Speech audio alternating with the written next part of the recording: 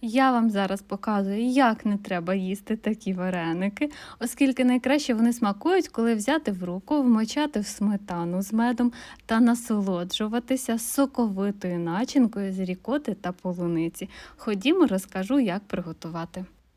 Перелік та кількість інгредієнтів я залишила в описі під відео, а ми розпочинаємо з того, що приготуємо опару для нашого тіста. В теплу воду висипали цукор, додаємо дріжджі.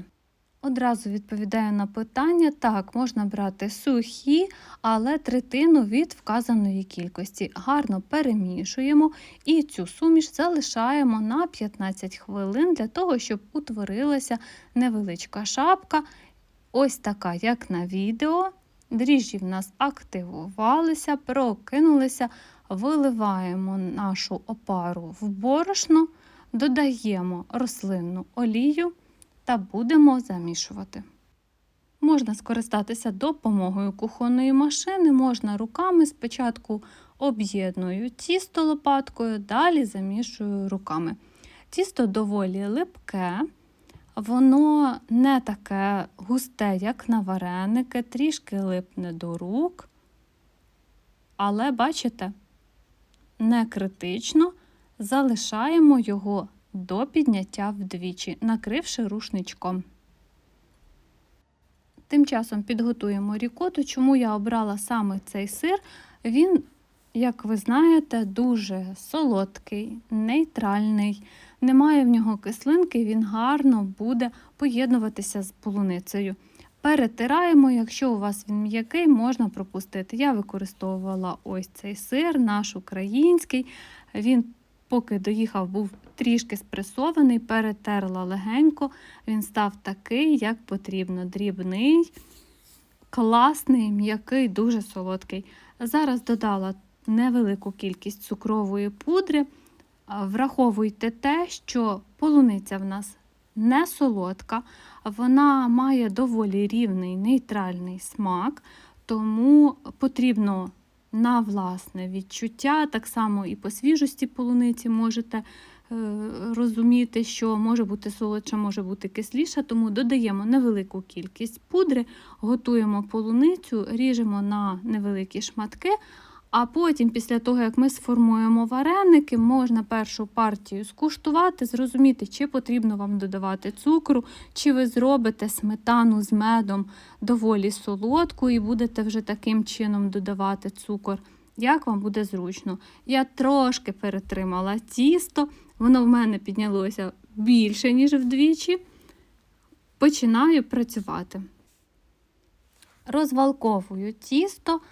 Товщина трохи більша, ніж на вареники, які, наприклад, ми готуємо з картоплею, оскільки ягідні вареники доволі складно ліпити, вони гострі краї, щоб не рвали тісто, тому робимо максимально тонкі, які можуть бути, але не такі тоненькі, як, наприклад, би ми готували з картоплею. Додаємо солодку рікоту. Далі викладаємо полуницю. Полуницю я додатково не підсолоджую, тому кажу, потрібно куштувати, як вам буде смакувати. Або більше цукру в сам сир додати, або вже потім, після того, як ви приготуєте, в сметанку або навіть згущеним молочком можна полити, хто як любить, кому як подобається. Заліпляємо наші вареники.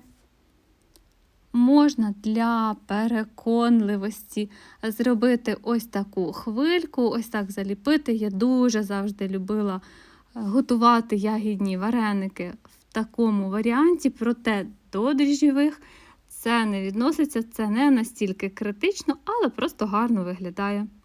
І ось такі вареники відкладаємо в сторону, готуємо сито. Я його змащую рослинною олією та викладаю у велику кастрюлю. У кого є пароварка, ви, звичайно, можете скористуватися нею. Викладаю 6 вареників, накриваю кришкою та готую 3 хвилини. Вогонь середній, Вареники не торкаються води, сито також не торкається, легенько дістаємо їх, коли вони ось так надулись, вони вже готові. Вареники дійсно готуються дуже швидко, тісто тоненьке, сир нам не потрібно готувати, полуницю нам не потрібно готувати, вона ледь трохи стає м'якша під час готування, тобто залишаються всі вітаміни, тому це мій фаворит серед вареників. Я бажаю вам смачного, пишіть коментарі, можливо в когось є рецепт вареників парових на кислому молоці, буду рада рецепту, бо не можу такого знайти. Бувайте!